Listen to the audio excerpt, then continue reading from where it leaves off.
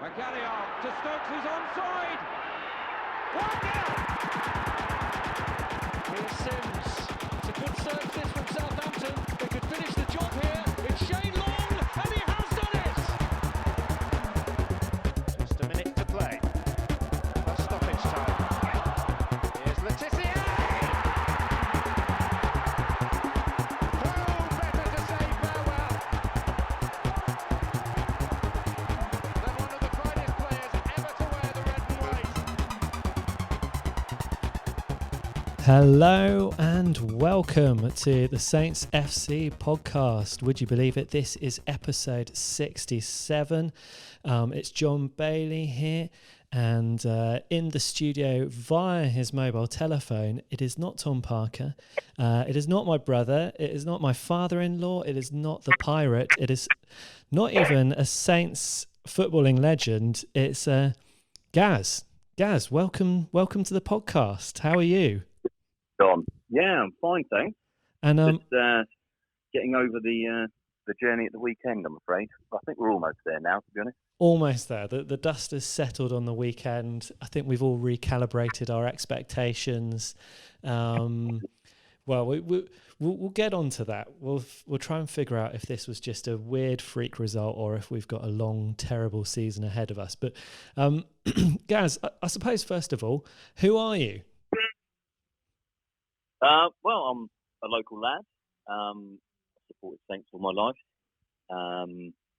Been going up to see them since I was about 12 years old, I suppose, with my friends. My parents were brave enough to let me go up on my own with my friends. And, used to go and play football in the park beforehand and then try not to get too crushed in the Milton Road end watching most of the home games when it was quite easy to get a ticket. So, and then obviously over time as it changed from terraces to seats, it got a little bit more difficult to get tickets. And, still managed to get along to most of the games. So, that's about it, really. Just, I'm a glutton for punishment, I suppose. Yeah. So you've been supporting Saints for a good few years then. You're harking back to the Dell. Who was your hero at 12 years old when you first started going to see the Saints? Who's the player that you really got excited about seeing? I think back in the day when I first started going, I think it was at the time when Shearer was just coming through. I know he wasn't with us for particularly long, but everybody loves a goal scorer, don't they? So I did quite enjoy watching Shearer at the time, and then obviously like most Saints fans of my age, it's always going to be Matt Letizia, isn't it? So years and years of going to the Dell and just watching absolute magic in a nice possible way. Most of the time, a sea of mediocrity is probably the nicest way of putting it. You know, Matt was a completely standout, wasn't he, above the rest? So, Shearer and obviously Matt Letizia really back in the day. Gaz, there's absolutely no shame in listing out Matt Letizia as the obvious standout player. I think there's probably, I almost have more admiration for the Saints fans that have somehow become supporters of Saints and solidified in that position, who didn't grow up with the magic of Matthew Letizia, because he was something special. Anyway, I mean, we've talked about Matthew Letizia on this podcast many, many times before. We've spoken to Matthew Letizia on this podcast. So we won't. I'll tell you what, I'm going to indulge you a little bit more. What's your favourite Matthew Letizia goal at the Dell? Well, the one I always hark back to is the one, I think if I remember right, it was against Wimbledon, the one where Jim Magilton rolled the ball back and Matt just flicked it up and put it over the wall. Ah, beautiful. And I was in the Milton that day, and Christ, it went absolutely mental. And obviously standing behind the goal, you couldn't see how good a goal it was, but you knew it was good. But it wasn't until you saw the highlights, and it's like, Christ, how did he do that? And standing behind the goal, it looked good, but when you saw the highlights, it's like, bloody hell, that was good. But it was the atmosphere around you. The whole stadium went absolutely nuts because it's like, that's not something you see every day, is it? So, yeah, certainly that one. Yeah, that's definitely the one that stands out for me. Yeah, and a lot of people kind of credit Matthew Le Tissier's celebration that day, running back to the bench to celebrate with the coach who suggested he try it. Many people suggest that might be the quickest he ever ran in his footballing career, which, Yeah. Anyway, I think that's a little bit mean. You could still put him in the centre circle now, and on some days I think he would still be an asset to the team. Sometimes you stand there and you think, Christ, we need someone to, bring some life into this game, and you think, just leave him in the centre circle and just give him the ball. But yeah, I don't know. I suppose I'm just a bit of a romantic from all those years of being sport watching him play. Yeah, absolute magician. Matthew Le Tissier. Always love indulging Saints fans a little bit of chat about Matt. So I was going to ask, why do you support the Saints? But you started going when you're 12 years old. Are you a local lad? Is Southampton the city absolutely, that you grew up in? Yeah, I grew up in like the Western Wolston area. Still live in Southampton now. So yeah, never moved away. Yeah, supported Saints my whole life. I mean, you don't have a choice, do you? So and I'm more than happy with that. Absolutely. It's it's more interesting. It sounds stupid, but I consider it more interesting being a fan of a club where you're not going to win every week, So, and you realise that all you want is a performance. You just want to know that you can see that they're trying their best, and there's a bit of common sense to what's going on. That's all I ask. I don't, it would be wonderful to win every week. And, those years that we were down in League One, for example, that's some of the most fun times I've had as a Saints fan going to random places, and it sort of almost flies in the face of what I just said, that when you were in League One, you knew there was always going to be a chance of winning. So that was kind of a bit of a novelty. But on the whole, as a Saints fan, you're not going to win every game, and it just adds a bit more credibility to getting those big results against the big teams. You appreciate it more. That's the way I look at it. That's the way I think of it. I think we enjoy it more than other clubs who expect to win. I don't know. Yeah, I mean, I think it's a strange thing looking back at the time of going down into the Championship and down into League One, and then starting on that season with minus 10 points with Alan Pardew as our manager. And it's a funny thing because that season when we won the Johnson's Paint Trophy, the following season when we got promoted, and then the following season when we got promoted again, those 3 seasons were absolutely wonderful. But I do think we occasionally like to forget about the going down, Harry Redknapp, George Burley, Nigel Pearson, and then the kind of random occasional manager that we had from elsewhere that just blew everyone's minds as to why on earth we'd have it. Mark Water. Yeah, I mean, and that process was the bit that was really, really painful, I think. Once we'd gone into administration, the club had been bought by Marcus Lee, but that was the turning point for me. Yeah. I did enjoy the season when we got up to the playoff semi-final with George Burley a bit. Yeah. I went to Derby away that night. But the following season and then the season we got relegated were just not fun. not fun at all. And then all the outside turmoil of the club really kind of dragged me down emotionally, I think, as well. So, I mean, it is a funny thing. That League One season, that Championship season was so enjoyable. But I think ultimately it feels right, us being in the Premier League. And having the bragging rights over our local rivals as well, of course, is very important. Well, absolutely. That's always a bonus, isn't it? Yeah. So Gaz, are you a season ticket holder at St Mary's? Yes, I am, yeah. Yeah. Where can people find you? Where are you going to be standing or sitting? So I sit in Block 8, so in the Itching Stand. about halfway up. Right next to, we've got the corporate seats in the row right behind us. Oh. So it leaves you in quite a peculiar situation in many games, certainly against the big teams, where you end up with supporters of the opposition sitting right behind you. The amount of times I've had to bite my tongue, and it's not nice, and ironically, the first home game we've got in the season, obviously on Saturday, is against Liverpool. And last season, it really was quite a caustic atmosphere. It doesn't really spoil it. You can expect that sort of thing, and a lot of the time, when there's people behind you that are away fans, they're supporting the other team. A lot of the time, they are quite respectful, and it's fine. And a lot of time I will turn around and have a chat with them as well when there's a quiet period in the game. So most of the time they're all right, but sometimes it does get a little bit feisty, which kind of sort of spoils it a little bit. But I've moved in various seats around the stadium over the years for various reasons.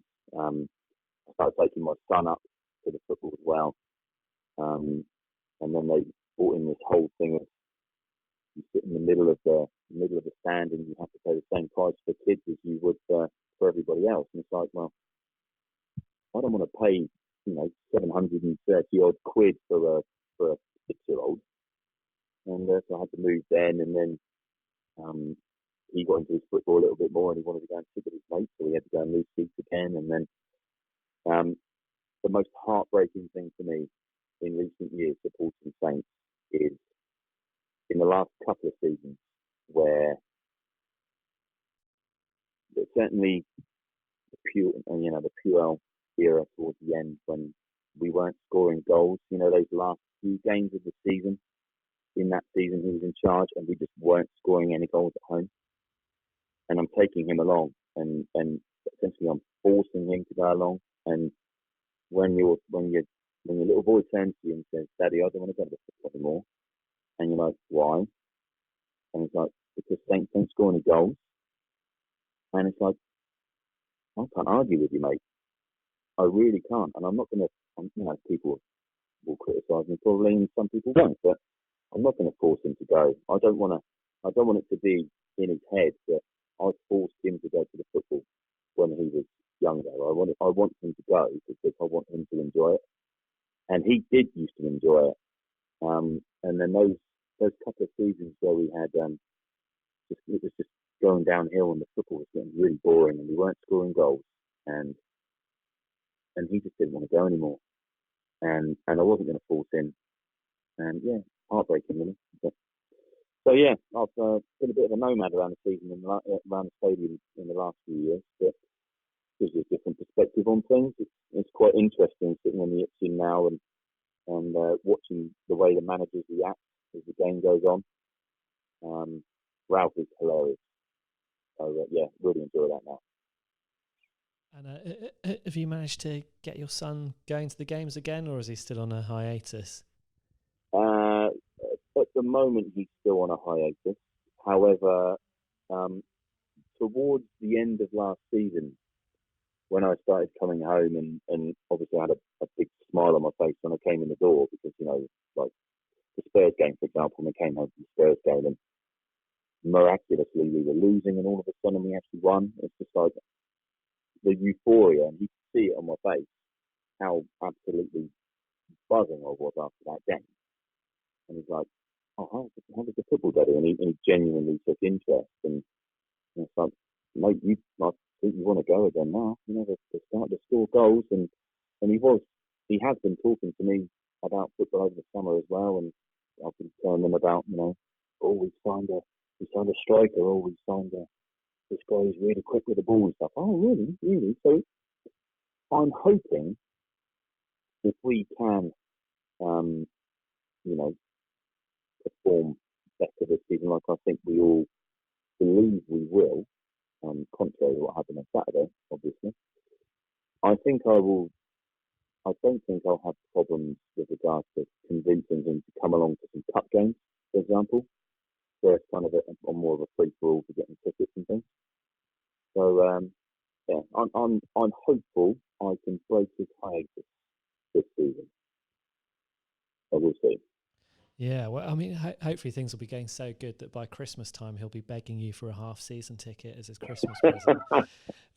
Right, Gaz, let's rock it through this, because I think that we're going to talk about the trip to Burnley, and it could be a little bit painful. So we'll try and make it swift and get through all the key points. I suppose starting off, what did you make of the lineup? So, we've been talking about Ralph, whether he's going to be playing the 4-2-2-2 formation, whether he'd stick with 3 at the back. How did you see the way it lined up? Did you think kind of Jack Stevens, was he traditionally a centre-back in that, or was he more of a defensive midfielder sat in front of a back 2 of Vestergaard and Bednarek? What did you think about the way we lined up for the game? Obviously, I mean, you can't get away from the fact that not a lot of people have a lot of confidence in Jack Stevens.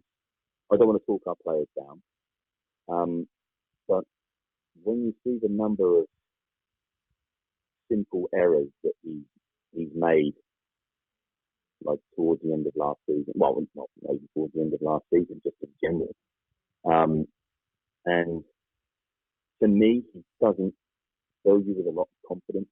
When I've got friends in Burnley, so that's part of the reason why we go to Burnley away every year. You don't go to Burnley for Burnley. We go to see our friends. Sorry, Burnley people. But they've got a couple of very wily strikers playing. Barnes is going to give us a solid time. He likes to score against Saints.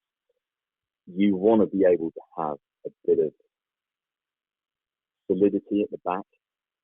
And when I saw that Jack Stevens was in there, as opposed to Maya Yoshida, I know Maya Yoshida isn't everybody's, flavour of the month either, but I think you know what you're going to get, and I think he is a little bit more wily.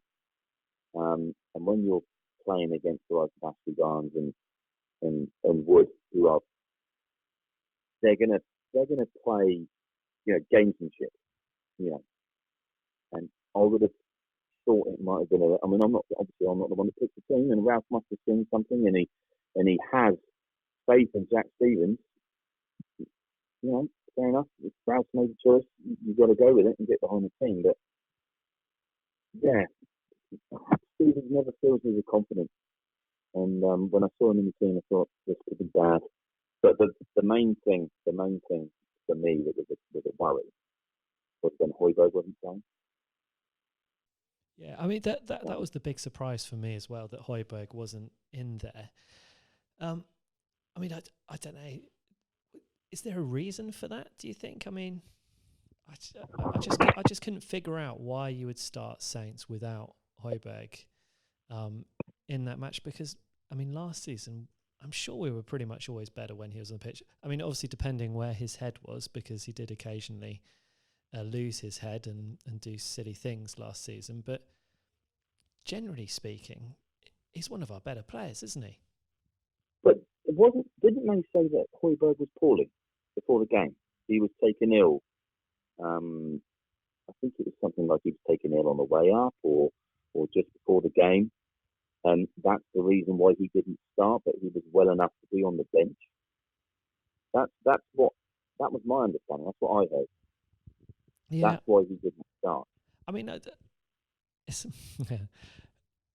I don't know what was wrong with him, but I'm guessing if you're giving him a bit of a rest, but you're still keeping him on the bench, it's obviously not that serious. Perhaps he had something wrong with his tummy and he didn't want to end up in a Gary Lineker situation. I don't know, but probably. Yeah.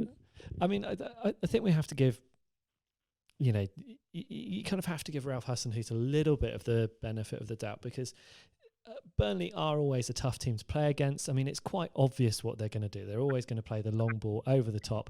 We know our defenders are hopeless at defending against crosses and high balls, despite the fact that Vestergaard is about 20 foot tall or whatever it is. And, the first 60 minutes, I'm going to put this to you, there were some positives to be had. So we had the Che Adams chance in the first 2 minutes, great crossfield play by Nathan Redmond. Redmond generally, I thought, was looking really lively, had a good chance in the first half, and he was causing problem, which led to us having a free kick, which Ryan Bertrand put over. Was there any... I mean, at 60 minutes, presumably you didn't think we were just about to collapse to a 3-0 defeat? No, there was no sign of it at all. The conditions weren't particularly good. The weather wasn't good. Did they start to lose focus and start to lose concentration? Who knows? The wind was obviously howling as well. And yeah, Ralph. I mean, even Ralph made mention of the wind, didn't he, in his press conference? But he didn't want to play on it too hard either at the same time. I mean, that's a dangerous game, isn't it? You start sounding like Jurgen Klopp if you complain about the wind too much. Exactly, yeah. But again, from where we were, obviously we were at the opposite end of the pitch to where Burnley was scoring all their goals. So it just, you couldn't understand what was going on, and you're thinking, how the hell did we just get caught out with a ball over the top? Like, that surely isn't that just basic? And it wasn't until after you see the highlights that you realise that the wind caught that ball, pushed it past Vestergaard, who completely missed it, and look where we ended up. You've got to give Ashley, I don't like Ashley Barnes. Certainly after his behaviour in the same fixture up there last season, he was quite disgraceful, really, the way he went on with the lines and stuff. That was almost assault. But yeah, you can't take anything away from Ashley Barnes' finish. That first goal, he absolutely buried it. So I don't think Angus Young could have done anything with it, but he essentially was just clean through. He was hopeful. He just ran through. All of a sudden, the wind caught the ball, pushed it past Vestergaard. Vestergaard didn't know what the hell was going on. No one was covering Ashley Barnes. Ashley Barnes was on a run anyway, and it's like, oh, happy days. And yeah, so he buried it, absolutely buried it, and it was a very good finish, to be fair. But what happened after that? The second goal, Ashley Barnes' second goal, there's no excuse for that. He was just open in the box. He was in loads of space, no one with him, and yeah, he was easy. It was absolutely easy. And then by that point, when the third goal was coming along, Burnley had the tails up, and I can't remember the name of the guy who scored their third goal, but you're thinking, if you were him, you're thinking, well, yeah, why not? I'm on a run here. I may as well have a go, And he did, and again, he scored an excellent goal as well. So I don't know if the players switched off. The way you look at what happened with the second goal, you could say, well, yeah, they did switch off, really. And the third goal, yeah, Ryan Bertrand misjudged it, and then the Burnley matey was away, wasn't it? Unchallenged and just put it in. But I didn't see that collapse coming. I genuinely didn't. And when it happened, and we all went to that game full of massive confidence, and I personally, after the way we got the draw there last season, right at the end with that penalty, I really, really wanted to go there and for us to finally get a result. I've been to Burnley so many times and we've never got a result. And I just had it in my head, we're going to get a result today. I'm super confident.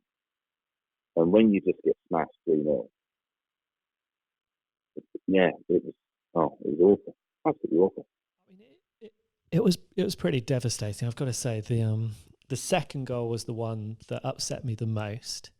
The fact that we completely capitulated in the space of 12 minutes was very upsetting, because you'd have hoped that that would have been one of the things that Ralph would have been working on over the summer, I think, is keeping a strong head when things are starting to kind of fall apart, and making the players a little bit more resilient so that they don't just immediately collapse in that way that we saw so many times last season. We saw again on Saturday. But then also with Højbjerg on, it could quite easily have been 4 as well. I mean, that awful back pass that he did. Yeah. And I suppose this is my big worry for this season. So obviously the centre-backs, I think we've all been worried about that. And, obviously we've brought in Danso now. Not sure, is he going to be Premier League ready? How quickly can he make his mark on the team? What's going to be the centre-back pairing or triple that we're going to be using?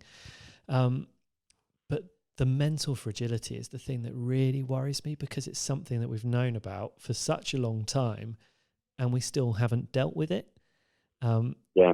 And did you see it? Because I mean, I didn't make it to Turf Moor on Saturday, but I think when you watch a game live, you can see these things happen more clearly than you can watching the highlights or watching on the television. You can see it with the body language of the players, with the shape, with the energy that they're putting in. Did it look like they were collapsing in those 12 minutes? Did they just completely lose their heads? Or was it just 3 kind of freak accidents amongst 12 minutes of otherwise normal football?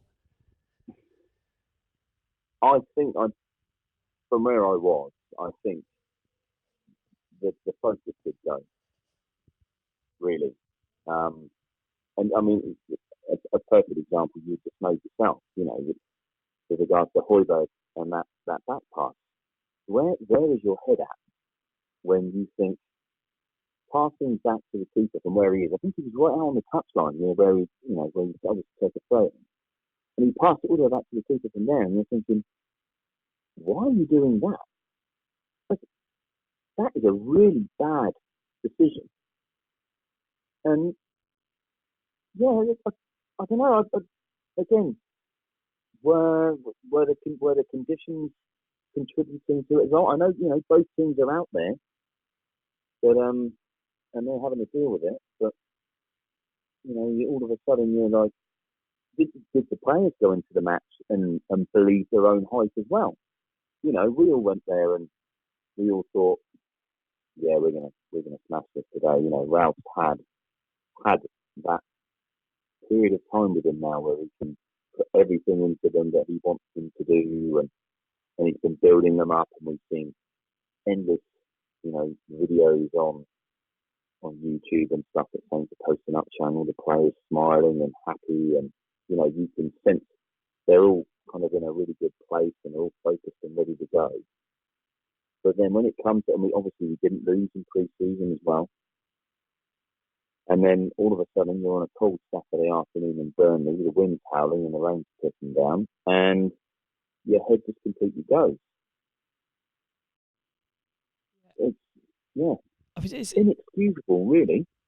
Yeah, I mean, the pre-season that you mentioned there, one of the reasons I want to bring this up is, you've been watching Saints long enough that you'll remember this, but I'm pretty sure, it might have been back in the late 90s, early noughties, we won all of our pre-season matches, and then we did exactly this. We started the season absolutely terribly. And it's almost like you need a couple of shockers in pre-season just as a bit of a reminder that it's not going to be easy. You haven't got it all figured out. And hopefully this is just a shock reminder and the players are going to be jolted into action, and we're going to see something a little bit more effective in the next kind of few games. And I can't say... You and Tom alluded to that, didn't you, in your last podcast as well? You were bang on with what you said about, this is a wake up call game, playing Burnley. You know what Burnley are going to do, and you need to be on your game to play Burnley. Otherwise, you could be in trouble. You guys hit the nail on the head really in your last podcast, and that, essentially that's what happened. It was a challenge, but you know what you're going to get with Burnley. So surely, Ralph fills them up with video footage, and he prepares them. Well, as far as we're aware, he's fastidious with his preparation and getting the players ready for who they're going to face. Surely they should have known what they were, they were going to be facing. And again, like I was saying a minute ago, my memory of going to that ground last season was losing 2 points right at the end of the game, and I was really pissed off. Now, those guys on the pitch, the vast majority of those guys that were on the pitch on Saturday were the same players that played in that game as well. And you're thinking, Christ, last time we came here, we let 2 points slip. We're not going to do that again. We're really going to be up for this and we're going to nail it. And then we lose 3-0. And you can see that, through switching off. It's like, really? That just compounds the disappointment for me. Yeah, I mean, I've got to say, I totally agree with you. So, I mean, I'm going to try and find a little bit of silver lining on this cloud of I suppose kind of cloud, wind, rain, typical kind of like Burnley weather. The only thing that I can see that was kind of positive from this is that, and this is, when you're clutching for stats to try and prove something that is almost definitely wrong, you're kind of like scrabbling around here. We did actually have a bigger expected goals than Burnley for that game. So the argument is that we created the better chances, and as the season pans out, you would hope to kind of level your XG. But I mean, Tom and I have been looking at XG for a little while, and we knew under Pellegrino that we were very, very often having much higher XG than the number of goals that we're scoring. And actually, when things were going well at the back end of last season, we were outscoring our XG. And that tends to be what the teams that are on a good run or are doing particularly well do. Liverpool and Man City always outscore their XG. I mean, their XG is high anyway, but they pretty much always outscore it. So, I mean, we're not particularly clinical, I think, was with our chances, is the story out of that. Ashley Barnes he always is against Saints. Despite the fact that these games very rarely have goals, he's now got 5 goals against Saints. I mean, that's astonishing. He must have pretty much scored every goal that's ever been against Saints for Burnley in the past few years. Yeah. He's like, he was the one that always used to score against us. Jamie Curtin always used to score against us. Yeah, Jamie Curtin. Charlie Austin used to as well, actually. Maybe we need to do the same tactic that we did for Charlie Austin and just buy Ashley Barnes and then, just so he can't score against us anymore. Yeah. Interesting. I've got an interesting fact about Ashley Barnes. He played for the same football team as I did when I was a junior. So he played for Bath Arsenal FC, although he is a fair little bit younger than me, so I never played in the same team as him. But there we go. But was he you never met him? No, I never met him. No, I just wondered if he was a horrible sod then as well. Well, I mean, yeah, I find this hard to believe because, people from Bath, they're normally just really charming, lovely people. So I don't know what's happened to Ashley Barnes. Yeah. Anyway, Gaz, so one of the things that you told me before you came on this podcast is that you have some constructive feedback for Ralph. So this is your opportunity. I know Ralph is a big fan of the podcast. I'm sure he'll be listening in. So this is your chance, Gaz. What's your message? My message is really the main thing. Everybody keeps talking about this 4-2-2-2. And it seems as though he's desperate to implement it. And he's had the summer to push it. And as we know, towards the end of last season as well, he was toying with it, wasn't he? But he never really. He did play it a couple of times, but then he again changed it quite quickly. And you can understand why, because we needed to make sure that we got the points on the board and stayed up. But he's definitely been working on that through the summer. And it's like, are you just going to go with it or not? Because the only way the players are going to learn that is to actually play it. And he's even, you would look at it and you think, he's got, obviously he's only bought 3 players in, and obviously Danny Wings as well, but he's bought 3 players in the summer. You look at them and you think, well, actually, yeah, so he's got another striker there who we know can score goals, so we could have that 2 up front. He's got Gineppo, who's, some people are saying you know, oh, he might be a, you know, we might be drip feeding him into a team. He's not going to be an immediate starter. But I saw him in the, you know, I saw some of the African Cup of Nations, wasn't it, over the summer. He seemed pretty good in that. He seemed, you know, I would say decent enough. And then obviously we've got this big beast, Tim and Danzo. He looks the real deal.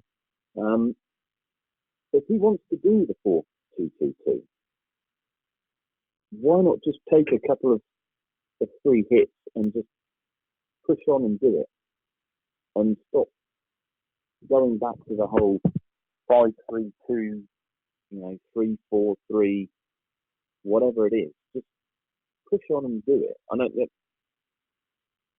I know we need to obviously get some points on the board early doors, but look at the fixtures that we've got as well. You know, do we really think that we're going to be picking up loads of points in the next two games, certainly in the next two home games?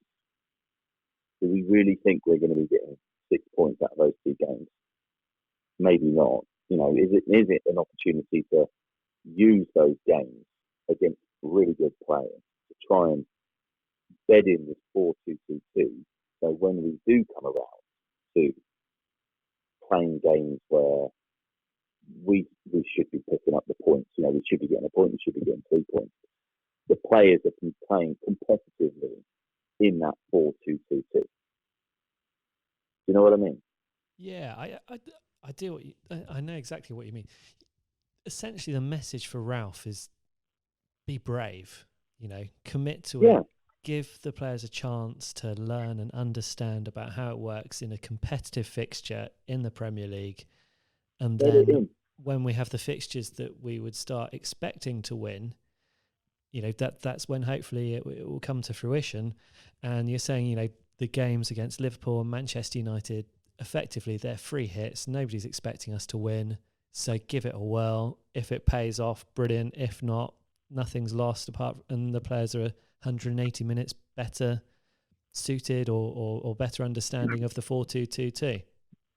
Why stick with the tried and tested that you know of, when in all likelihood you're probably going to get a bit of a kick in, no matter what you do. Certainly against Liverpool. And after seeing Man United at the weekend as well, I'm quite fearful for that one as well now. But if you're going to do it, do it. I mean, how many other teams in the Premier League actually play this 4-2-2-2? Not many, as far as I can tell. So, no, you said it exactly as I would have wanted to put it across, but you did it a lot better. Bed it in now. If you're going to do it, he knows it. He wants to do that style. It's out there. Everybody knows it. Bed it in now and just take the free hit and just get on with it. Yeah, and you never know. There could be the element of surprise, you know. Liverpool, that's the thing. They may not have faced a 4-2-2-2 before. Obviously, they do have the slightly kind of problematic of the fact that they are hoarding lots and lots of the best players and they play very well together. Anyway, we'll gloss over that. Do you have any hope for the game against Liverpool on Saturday? Or is your hope just literally going to be, I hope there's fewer away fans sat around me this time and leave that kind of level of hope? I'm always the eternal optimist. You're never going to hear me saying, "Oh, we're going to go to the game and lose," even if your common sense in your brain is telling you you're probably going to turn up and get smashed. I'll always say, "No, it's going to be a draw. Don't worry, it'll be a draw."